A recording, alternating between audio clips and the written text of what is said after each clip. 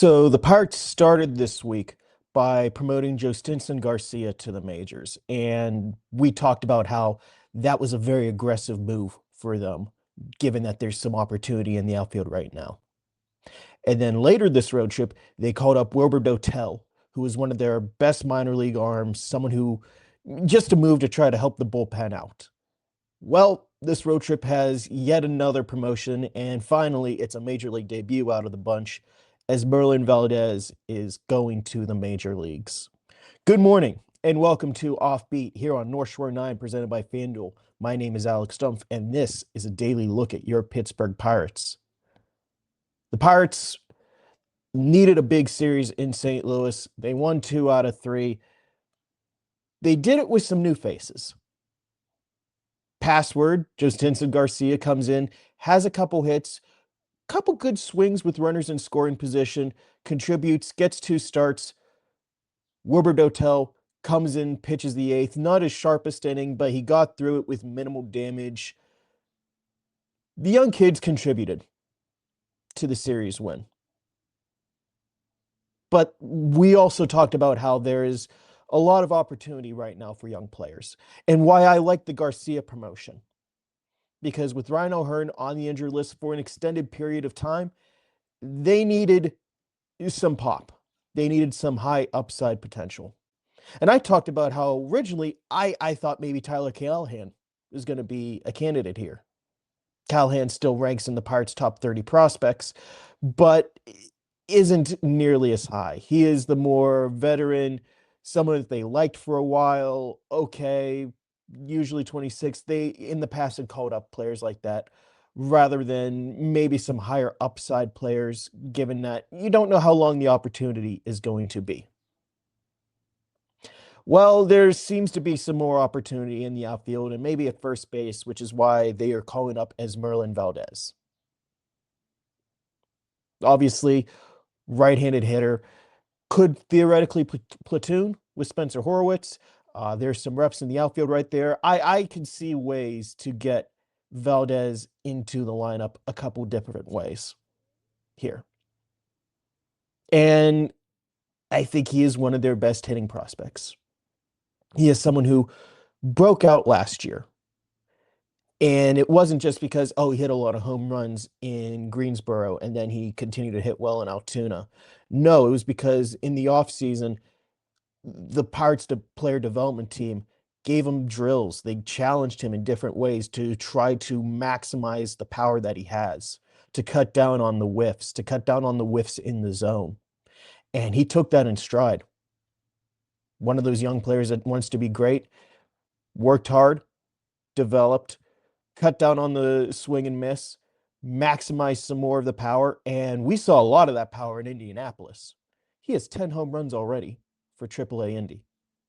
And I know Triple-A pitching and Major League pitching is very different, but if you hit 10 home runs in, what is this, roughly a third of the season, that raises an eyebrow.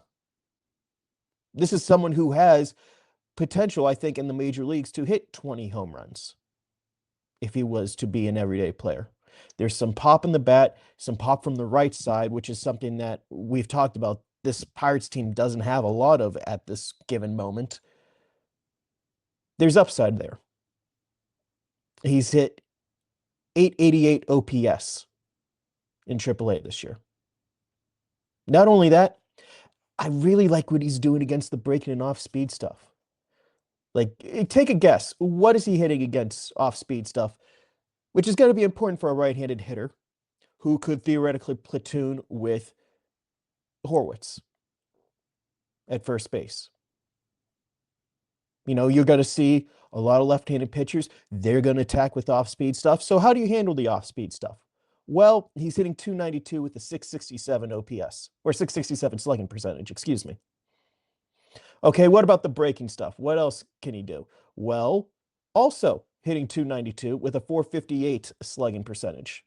Now, there is some swing and miss in both of those. It's roughly 30% combined between the two, maybe a little north, but it's pop and it's average.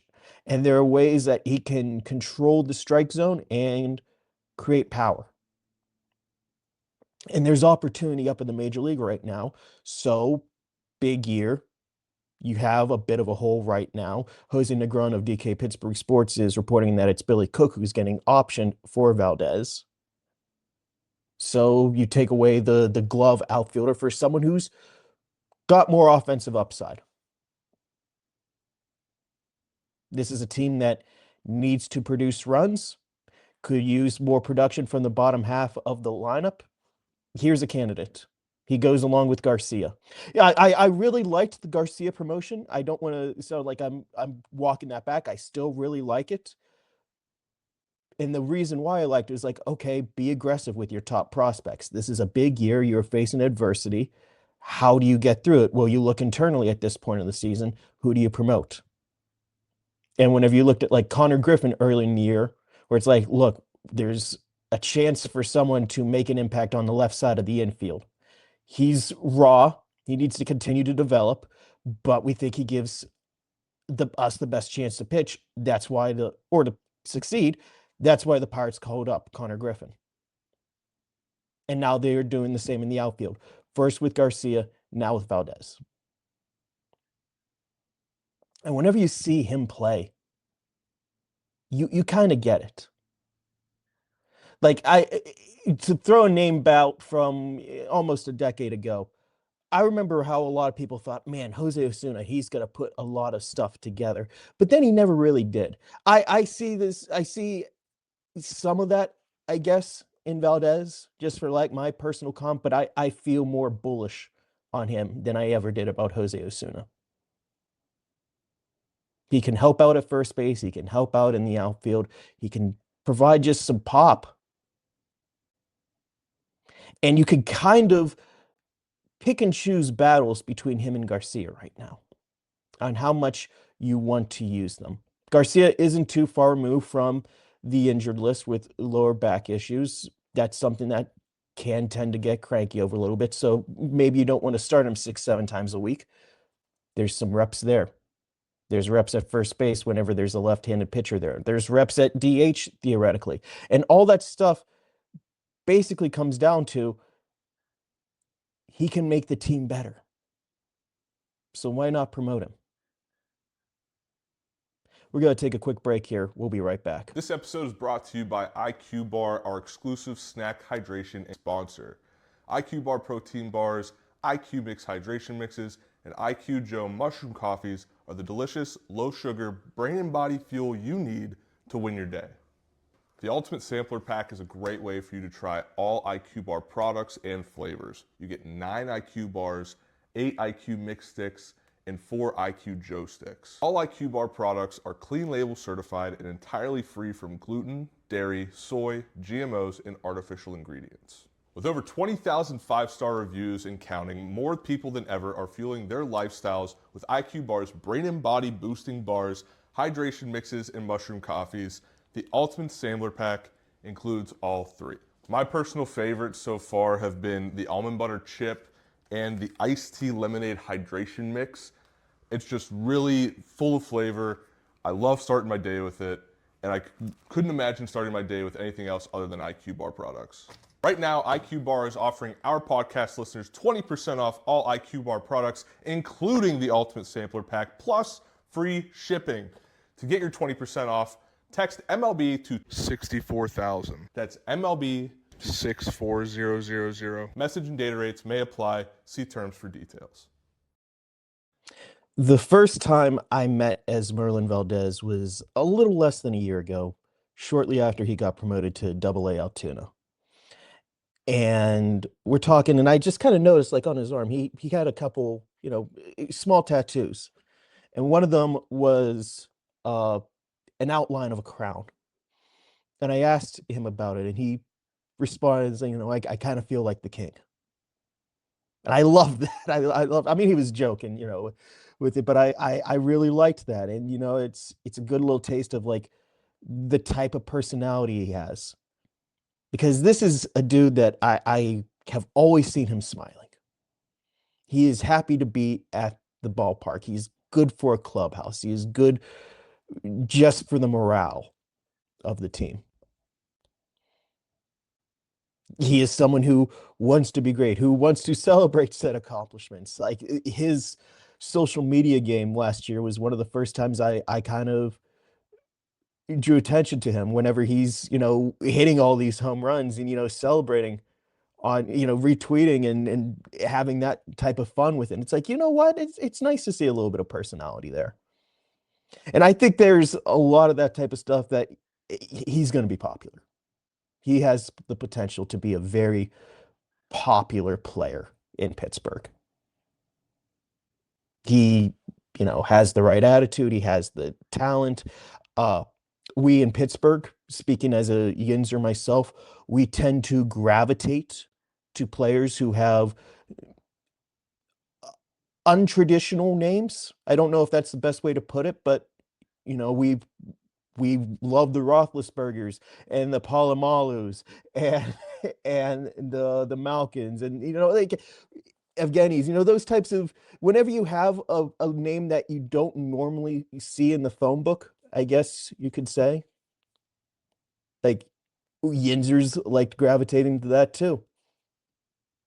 So I think there's just like a perfect storm of like, yeah, he is going to be a popular player here in Pittsburgh. There is one thing that does concern me, and it's the first test I kind of do whenever I hear any promotion from Triple-A to the majors, is I check the Triple-A stats. And I'm like, and one of the peripherals I always look at is, how do you handle high velocity? And that's 95 plus in my book. And it hasn't been great. 185 batting average, 296 slugging percentage, 45.1% whiff rate. He's going to be seeing a lot of those types of fastballs. And you need to be on the fastball to hit in the major league level. Now, I'm still really encouraged with what he's done against off-speed pitches, in particular, what he's done against those breaking pitches. Hey, I'm just saying this as he's going to need to get the major league timing right. This is hardly a unique to him thing. This is something that a lot of young players will have to adjust to.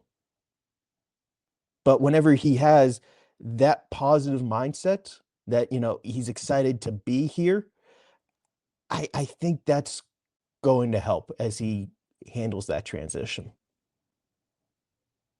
There's a lot here that he could help the Pirates. And I see the vision with this move. It is, again, a bit earlier than I think we would have seen a couple years ago. It's an aggressive promotion. I don't know if he's here for good. I think odds are pretty overwhelming that either he or Jhostynxon Garcia will go back to the minors at some point this year, if not both. But he's here now. And this is the first taste he gets of the major league game. I'm intrigued to see what he can do. There's opportunity in the outfield at first base right now. He can help in both cases. I want to see him against left-handed pitching first. I mean, not saying that, if a right-hander comes up, he can't handle it, but like that's the first lane I kind of think he could succeed in, and see what goes from there. This is a Pirates team that we have talked about. This is a very pivotal year. This is an aggressive move. They just came off of a big series win against St. Louis. I can't stress enough. I was ready to talk about just the series win before this news broke. But it's like, you know what? This is something that could impact the team further. Valdez has the ability to impact the team beyond this series, beyond this year. He has the potential to be part of this club for years to come. We're going to get that first taste of that this weekend in Toronto. Thank you so much for listening to Offbeat here on North Shore 9, presented by FanDuel. If you haven't already, be sure to subscribe wherever you find a fine podcast, or check us out on YouTube if you want to see my smiling face. Thank you so much for listening. Have a great weekend. We will talk again on Monday. All right, that wraps up this episode of North Shore 9. Thanks so much for tuning in, whether you're listening on the podcast or catching us on YouTube. If you enjoyed the show, please give this video a thumbs up, and don't forget to hit that subscribe button if you haven't already. It really helps us grow. And if you're listening on the podcast, a quick review goes a long way in helping others find the show. Plus, be sure to tell a friend about us. There's always room for more here in the NS9 community. And for those looking to support us a little more, consider joining our Patreon, become an MVP member, and get exclusive perks while helping us continue to bring you more of the Pirates content you love. Thanks again for all your support, and let's go Bucks.